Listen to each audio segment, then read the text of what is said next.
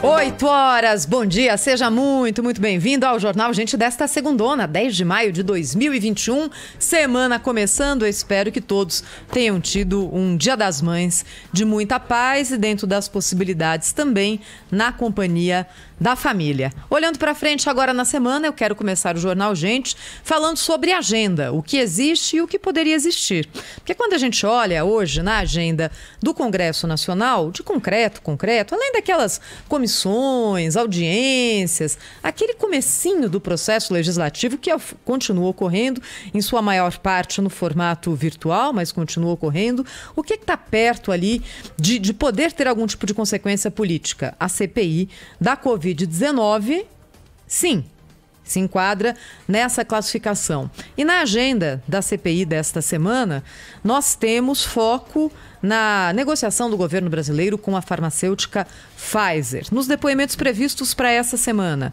Amanhã, terça-feira, o presidente da Anvisa, Antônio Barra Torres. Na quarta-feira, Fábio Van Garten, ex-chefe da Secretaria de Comunicação do governo federal, mais um daqueles que saíram do governo atirando. Esse aqui está um pouco ainda estranho porque saiu atirando e poupou o presidente. Mas saiu atirando dizendo que foi por inépcia, por falta de preparo do então ministro da Saúde, Pazuello, que a negociação com a Pfizer no ano passado não avançou. Isso impediu que o Brasil tivesse vacinas antes do que teve. E na quinta-feira, aí sim, dois depoimentos que não são políticos, mas que podem ser muito interessantes, da presidente da Pfizer no Brasil, Marta Dias, e do antecessor dela, Carlos Murilo. E a CPI aqui vai fazer o seguinte, vai perguntar para todas essas pessoas se de fato poderíamos ter tido acesso a vacinas antes, ainda no fim do ano passado, bem no comecinho desse ano, caso a negociação com a Pfizer tivesse ido para frente. A versão da oposição é bem clara. A oposição está se comunicando bem nesse momento. A gente tem que reconhecer isso. A versão da oposição é a seguinte: as vacinas só chegaram em 2021 no Brasil porque o governo ignorou a negociação com a Pfizer, não respondeu e-mail, etc. A versão do governo, eu confesso para vocês que para mim não é 100% clara. Mas é importante a gente saber quem tem ali a negociação na outra ponta, a Pfizer, e não tem interesse político como tudo que acontece na CPI. Para a gente não se enganar, já dissemos isso aqui. CPI é um processo político e são agentes políticos que estão colocando a sua cara lá para bater. E é normal que seja assim, não era de se esperar que fosse de outra forma. Então essa é a agenda da CPI da semana que começa hoje, dia 10 de maio. E a agenda que falta? Hoje no Jornal Primeira Hora nós levamos ao ar uma matéria do Felipe Peixoto falando sobre home office. E o que é que isso tem a ver com a agenda, Thaís? Tem a ver que essa é uma não agenda. Existem hoje 31 projetos de lei que regulamentam o home office parados no Congresso Nacional. 31, com um grau de complexidade que variam muito entre eles. Existe um que é o mais bem elaborado, mais pensado, discutido, assinado por professores de direito, que cria ali várias classificações, sem data para votação, nenhum deles, nem o mais, nem o menos elaborado. Todos eles na gaveta. Num momento como hoje, em que home office é realidade para a empresa que pode sim usar essa modalidade de trabalho, algumas não tem como, mas as que podem, pelo menos parcialmente, têm usado o home office. O home office pode ser bom para o funcionário e para a empresa, desde que regulamentado. Hoje o que acontece? Faltam regras específicas. O que veio na reforma trabalhista do governo Temer foi muito tímido, até porque a realidade lá era outra. E hoje faltam regras sobre ocupação de tempo, sobre hora extra, sobre equipamentos. E aí o que acontece? O funcionário, nesse momento, fica sem ter como cobrar a empresa, porque isso não é regulamentado. E lá na frente isso volta, porque muita gente vai acionar a sua empresa na Justiça Trabalhista e vai virar uma bola de neve se isso não for claramente regulamentado.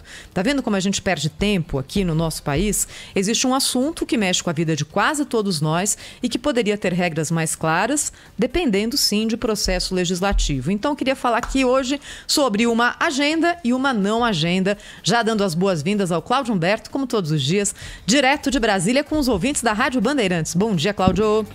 Olá, Thaís Freitas, muito bom dia Pedro Campos, bom dia Brasil. Bom dia. Eu quero trazer aqui um destaque, o meu destaque de hoje, que é o início das investigações sobre as 28 pessoas que acabaram mortas durante uma operação policial no Rio de Janeiro, isso sem contar a 29ª vítima, que foi um policial, né, no cumprimento das suas obrigações lá e da sua missão.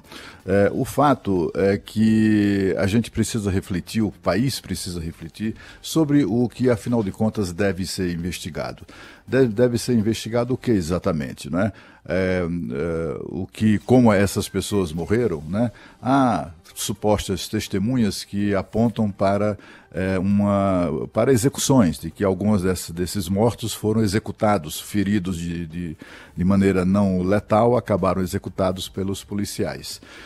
E aí é aí que mora o perigo, né? A gente precisa ter muita cautela, todos precisamos, imprensa, né, a justiça, a polícia, o Ministério Público, porque há muitas coisas a serem investigadas, inclusive pessoas que se apresentam como testemunhas. É muito frequente no Rio de Janeiro, logo na sequência de operações policiais em favelas, aparecerem pessoas reclamando que os policiais chegaram atirando, que os policiais fizeram isso, que os policiais são os demônios e coisa e tal. Em geral, assim, mulheres, né, com cara de dona de casa, pessoas que têm não tem ali como é que eu diria, o biotipo de um criminoso, né, de integrante da facção criminosa que domina aquele local, né? E estamos falando em 1.531 favelas no Rio de Janeiro, controladas por facções criminosas, controladas mesmo, né? Por facções criminosas ou pela milícia, alguma coisa próxima de 20% das favelas dominadas por milícias. Só que o Estado brasileiro, a polícia, está proibida de fazer o seu trabalho. Fazer o seu trabalho de polícia nessas favelas, proibidas por uma decisão do ministro Edson Fachin, do Supremo Tribunal Federal. E aí a gente observa as circunstâncias, as dimensões que ganharam essa operação policial, e a gente se lembra, por que isso aconteceu? Né? A gente ouviu aqui na semana passada o procurador Marcelo Rocha Monteiro, procurador de Justiça do Rio de Janeiro, que critica essa decisão do Supremo Tribunal Federal, que deu a oportunidade, durante todos esses meses de proibição de atividade policial nas favelas, deu oportunidade para que os bandidos se armassem, né, se preparassem ainda mais, continuasse a sua prática criminosa, né, e se armassem. Além de se armarem, comprarem ainda mais armas sofisticadas, armas inclusive que entram pelas nossas fronteiras, as fronteiras completamente devassadas que o Brasil tem com todos os países aqui, as fronteiras terrestres, né? E também deu tempo para que eles construíssem verdadeiros bunkers, né, de concreto, nas ruas das favelas, exatamente para receber a polícia. É preciso investigar isso, né? Investigar o que é que levou aquele grupo de pessoas e entidades a ingressarem no Supremo Tribunal Federal com a ação que acabou convencendo o ministro da Suprema Corte de conceder essa medida, né? Sem maiores avaliações, né? Claramente, todo mundo sabe, conhece a reputação do ministro Edson Fachin, é um homem sério, é um homem decente, né? Certamente ele já deu demonstrações disso, pessoa bem intencionada. Ele com certeza tomou essa decisão achando que era o melhor para proteger as pessoas, as vítimas frequentes, né? Vítimas de balas perdidas e coisa e tal. O problema é que eles acabaram com essa decisão, os bandidos, por conseguirem uma chance de se armarem, de se prepararem. E aí vem a polícia para cumprir um mandado judicial, ou mandados judiciais na favela, e é recebida a bala, né? É recebida a bala e olha, que armamento era aquele, né? Um armamento pesado, né? Muito mais sofisticado do que o da própria polícia. E a polícia foi recebida a balas e a granada. E foi o que destacou o governador do Rio de Janeiro, Cláudio Castro, ele dizendo exatamente isso, né? Em nenhum lugar do mundo, né, a polícia, quando chega no local, em um bairro, para cumprir mandado, é recebida a bala e a granada. Isso é uma coisa absolutamente inacreditável que acontece no Brasil. Então, o que é que deve ser investigado mesmo, né? É a ação daqueles policiais. Aqueles policiais são moças e rapazes, todos eles advogados, que poderiam muito bem ter conseguido um emprego ali na sua área, né?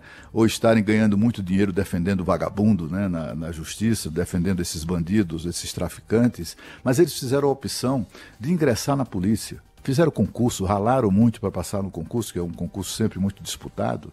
Essas pessoas foram submetidas a, dependendo aí do estado, de 18 a 24 meses de intenso treinamento, de muita ralação, né, na academia de polícia, para aprender a ser polícia. É gente que aprende a manusear armas, conhece os limites da sua atuação, toma conhecimento da legislação, eles já sabem, mas enfim, é um treinamento completo, teórico e prático de como ser polícia. Essas pessoas, eu fico olhando esses policiais em ação nas favelas, né, quando a gente vê as imagens, e eu fico imaginando o que é que essas pessoas, como é que ainda tem gente, como é que ainda há brasileiros dispostos a se submeter a isso, né? Fazer concurso, ralar muito, virar polícia, para exercer uma profissão em que, quando ele sai de casa, não sabe se volta, né? Primeiro isso, sobretudo no Rio de Janeiro, né? Sai de casa, não sabe se volta. E se volta, ele volta sempre com o risco de acabar o dia acusado de ser um assassino frio, que executou a sua vítima indefesa, coitadinha, né? Quando a gente está falando de uma guerra civil que há no Rio de Janeiro há décadas. Há muito tempo que o Rio de Janeiro enfrenta essa situação, né? E sempre com aquela, como é que eu diria, aquela incongruência que é própria do Rio de Janeiro, né? É ali um bando de gente que dá voz à bandidagem, porque são amigos. É gente que a relação entre as pessoas, para usar expressões do Rio de Janeiro, as relações entre os que vivem no asfalto, né, que são nos bairros de classe média, média alta no Rio de Janeiro, Ipanema, Leblon, etc., Copacabana, e o morro, né, a relação é muito próxima. As crianças convivem desde cedo, né, se não na rua, na praia, em sua casa.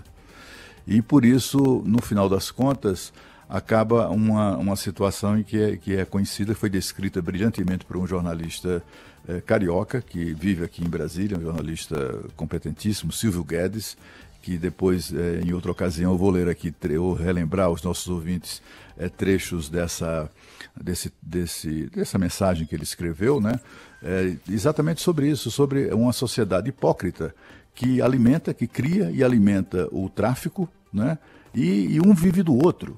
Aí não espanta que quando aconteçam operações como essa do Rio de Janeiro, todos se voltam, principalmente a mídia, se volte contra o policial, né? Nessa operação, a polícia apreendeu na casa de um dos vagabundos a cópia da comunicação sigilosa, secreta, que a polícia é obrigada a fazer agora ao Ministério Público, quando for realizar operações dessa natureza, obrigada por determinação do ministro Edson Fachin. Isso tem que ser investigado, acham não?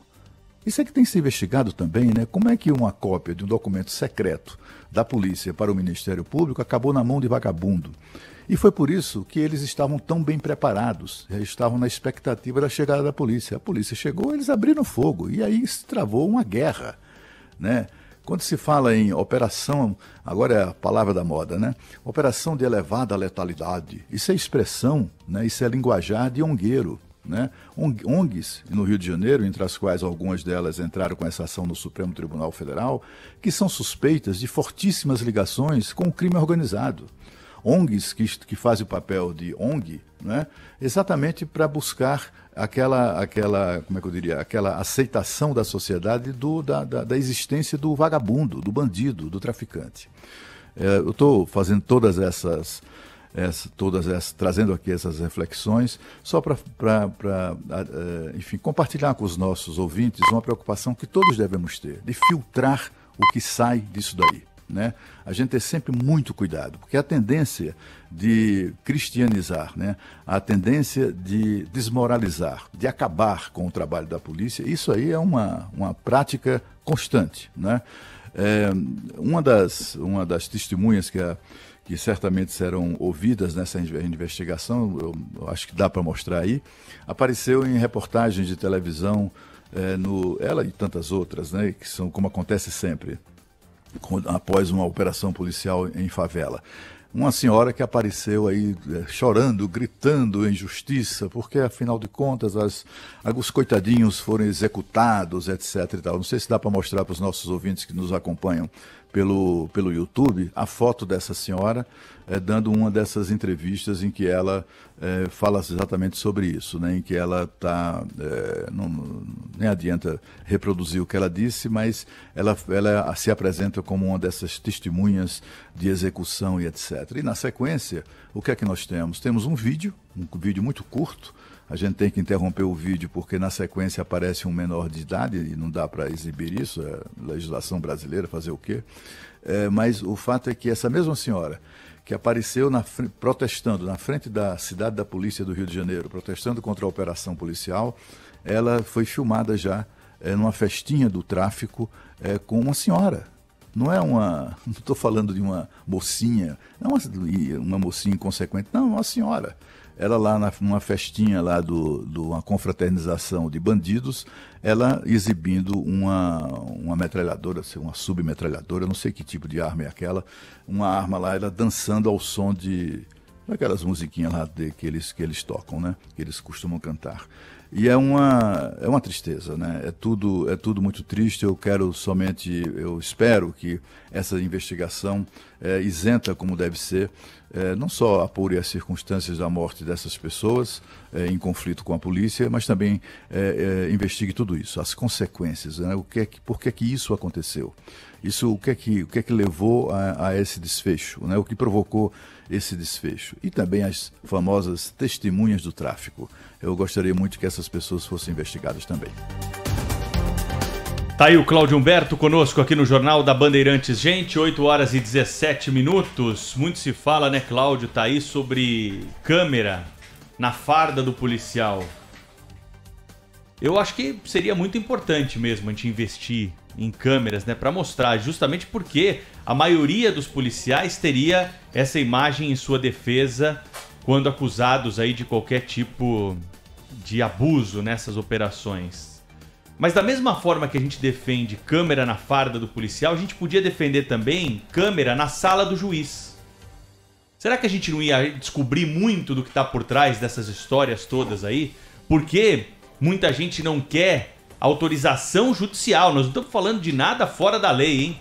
Autorização judicial para uma operação.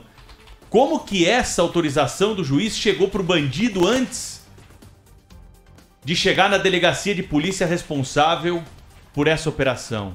E olha só o preparo da polícia, que perdeu, infelizmente, um dos seus homens nessa ação lá no Jacarezinho. Mesmo sabendo da operação policial, do outro lado, e os bandidos têm, claro, muitos instrumentos para se defender disso, a polícia conseguiu revidar a essa provocação durante a operação e controlar a situação. Controlar a situação. É isso que nós temos até agora. Essa investigação vai seguir, nós não temos compromisso com ninguém aqui, mas precisamos pontuar aquilo que foi realmente o que aconteceu e o que se sabe até agora. Eu estou trazendo esse destaque aqui, Cláudio, na esteira do que você muito bem colocou até agora aqui no Jornal da Bandeirantes, gente, para falar sobre um velho problema que nós já denunciamos aqui na Rádio Bandeirantes há muito tempo e isso se agravou na pandemia, quando nós tivemos aquela portaria do CNJ, aquela recomendação para magistrados prestarem atenção com a saúde dos detentos. Ah, os detentos coitadinhos, né? Estão aí dentro dos presídios, protegidos do coronavírus, mas eles não querem isso. Eles querem vir correr risco do lado de fora do ponto de vista da pandemia. E, claro, desempenhar suas atividades criminosas aqui do lado de fora. O que se descobriu na Operação Raio X, que a gente teve mais elementos aí nos últimos dias? Que uma quadrilha de médicos está falsificando exames e laudos e apresentando até mesmo ao Supremo Tribunal Federal para quê? Para liberar bandido da cadeia. Colocando ali no atestado, nas informações prestadas à justiça, dados falsos para que a justiça possa liberar. Com base num papel, sem nenhum tipo de checagem, de confirmação daquilo, ministros do Supremo Tribunal Federal estão colocando esses bandidos aí na cadeia. Estão fortalecendo o crime organizado do lado de fora. Nós denunciamos um caso aqui, Thaís e Cláudio, no jornal Gente da Rádio Bandeirantes no ano passado, que chamava muito a atenção, mas demais. O sujeito dizia-se portador de asma, era jovem, tinha sido condenado por roubo, estava cumprindo lá a sua pena dentro da cadeia. Conseguiu num atestado médico, sem comprovação de remédio que toma, de exame que foi feito, nunca no período que foi feito teve uma crise de asma, ele conseguiu a autorização da justiça com base nessa recomendação do CNJ para sair da cadeia. Não há nenhum tipo de checagem, nada, nenhuma verificação, nenhum exame de um médico oficial do Estado que possa atestar se aquilo realmente existiu ou não. Com base num laudo de um médico qualquer, se libera um bandido perigoso da cadeia. E não é um bandido não, hein? São vários bandidos que conseguiram sair com base nessas informações relatadas lá pelos advogados, anexado ali um pedido de um atestado médico. Eu tô falando isso porque a gente sabe da máfia do atestado, que é presente no Brasil inteiro. Quem é patrão aí sabe. Muitas vezes já recebeu um atestado duvidoso lá, com erro de ortografia, com carimbo duvidoso. Tem um médico que dá o atestado falso e tem o atestado falso. São os dois problemas a serem combatidos. Mas por que eu tô trazendo esse assunto? Você vê como uma coisa liga a outra. Porque nesta semana em São Paulo, nós vamos começar a vacinar as pessoas com comorbidade. Qual vai ser o tipo de checagem que nós vamos ter para isso? Primeiro, por essa situação toda, quem tem realmente uma comorbidade pode até ter de esperar um pouco mais, ter de reunir documentos, vai ter um trabalho a mais. Por quê? Porque há uma onda criminosa aí de atestados falsos no país. E claro que vai ter espertinho que vai querer se aproveitar, criminoso que vai querer se aproveitar da situação, porque já está na idade e vai tentar descobrir, conseguir um atestado aí para conseguir tomar a vacina. É preciso ter algum tipo de verificação desses documentos, não dá para confiar no atestado pura e simplesmente, justamente porque nós temos histórico na justiça para liberação de presos, nas empresas com funcionários que conseguem também esses atestados. E mais preocupante agora para a vacina, né? Se foi definido um cronograma pelo Programa Nacional de Imunização das pessoas que têm comorbidade, elas precisam tomar vacina antes das demais, da mesma faixa etária, é preciso que isso seja respeitado. E para dar confiança, precisamos de algum tipo de certificação dessas informações todas. Não dá para confiar em simples atestados médicos para que você tenha uma decisão importante como essa, que é soltar um bandido ou dar a vacina para aquele que chega num posto de saúde com um atestado médico desses. São 8 horas e 23 minutos, esse é o Jornal da Bandeirantes. Gente, já tem muita gente participando conosco. Na sequência, tem informação sobre a chegada de vacina, mais vacina chegando nesta semana para o Programa Nacional de Imunização e também, claro, a participação do nosso ouvinte. Rede Bandeirantes de Rádio.